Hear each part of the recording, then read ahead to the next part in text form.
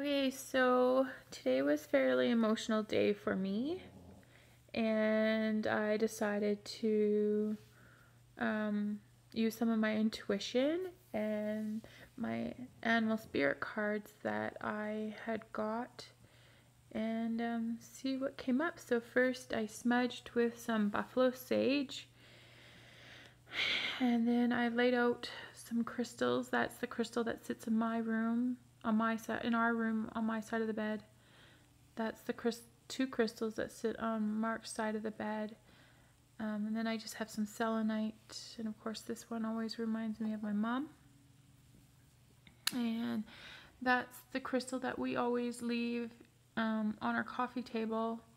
And I put them all strategically. So the first card I pulled was the otter, and it sits on with me. And the second card is to represent Mark, and that came out as a crow.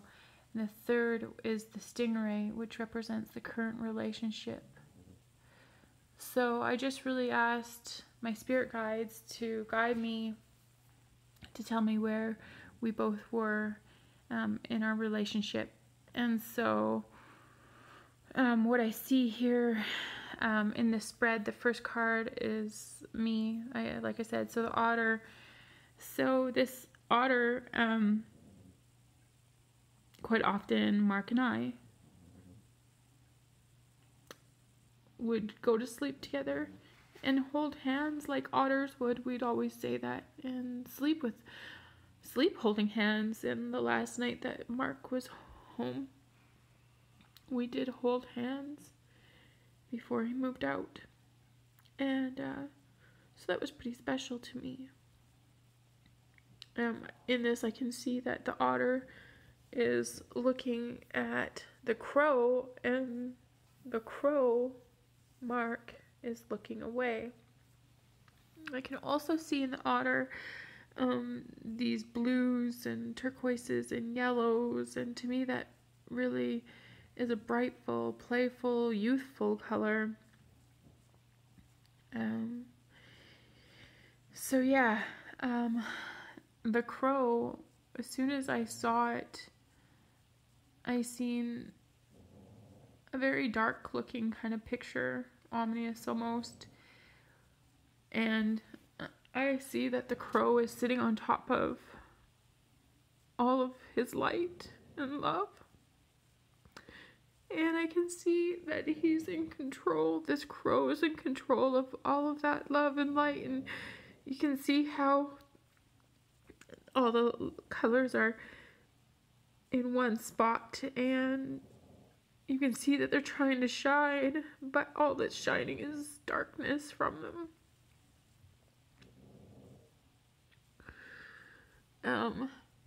The stingray, so I actually pulled this card when I saw it.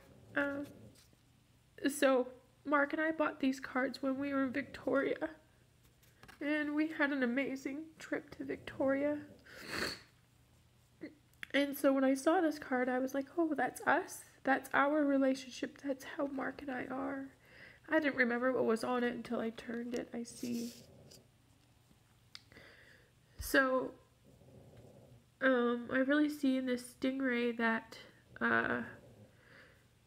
obviously there's the chakras in it, and, you know, there's arrows, if you can see, an arrow pointing to me and an arrow pointing to Mark. And I see that there's light and light on each of us to begin with, and there's some darkness inside, and then more light inside, and it's just full of all these wonderful, beautiful colors. I know that the center of our love is bright and beautiful, and just the middle has some darkness. I think maybe that we have some blockages, but ultimately that we can come together to find love and light and joy in the center. Yeah. So I just want to read to you, actually. So that was just what I see again overall is that I'm looking at Mark and he's kind of looking away, and there's love, and there's definitely a lot of love, but one of us has it under control or is trying to keep it away. And really, the root of our marriage and love is bright and colorful. We just need to get through that darkness. So, I thought I would just pull these up because, of course, we're supposed to be more about our intuitions. So, as you can see, for water, which is the otter, they're creatures of the oceans, rivers, and lakes. The creatures of the water element represent our emotional world. And as you can tell, I'm pretty emotional. They point to relationship, love, boundaries, and creativity. Sorry. Our flow, if you will, when the water is crystal clear, we know it in our hearts. So the otter is joy, playfulness, and contentment. And I feel so joyful, and there's so much playfulness when I'm looking at my Mark and when I'm with him. So we're going to go over to the air, creatures of the sky. The creatures of the air element move quickly and decisively. They are known to see more than others. This can lead to powerful, discerning qualities. However, the speed at which they move often leaves them ungrounded. And so with Mark and my Mark and Marky and Ronnie, something happened, I think, and it scared them. And so Mark, the one he calls the asshole, came in to take care of all of them, to protect them from getting hurt or feeling used or whatever, and quickly moved them into a new situation. And if you look at the crow, spiritually strong and watchful. And I think that's what they're doing, is really watching me right now, watching how I react, watching to see if I'm consistent with my love, consistent to see if I'm going to keep looking at my Mark. And so we're gonna look at the stingray now.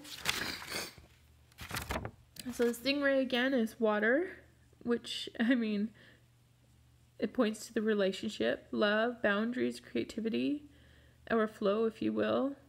When the water's crystal clear, we know it's in our hearts. So one of the things that has been really, really binding for Mark and I has been our hot tub since he moved out. And that's where Mark told me about his post-trauma and about the many people or voices that live inside of him.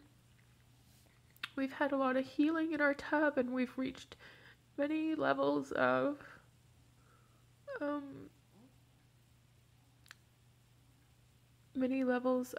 being intimate on so many new levels, amazing levels. So I'm not surprised that the water element happens to be ours, especially right now. So the stingray is developing sense of self or spine. So once again, it's like we're redeveloping our relationship and figuring out what that looks like for us and for all of us. And I just thought I'd share that with you. And I don't know, maybe if you see anything more. I mean, I know it's hard for you to know all the details of Mark and I. But that's just what I got from this love spread today.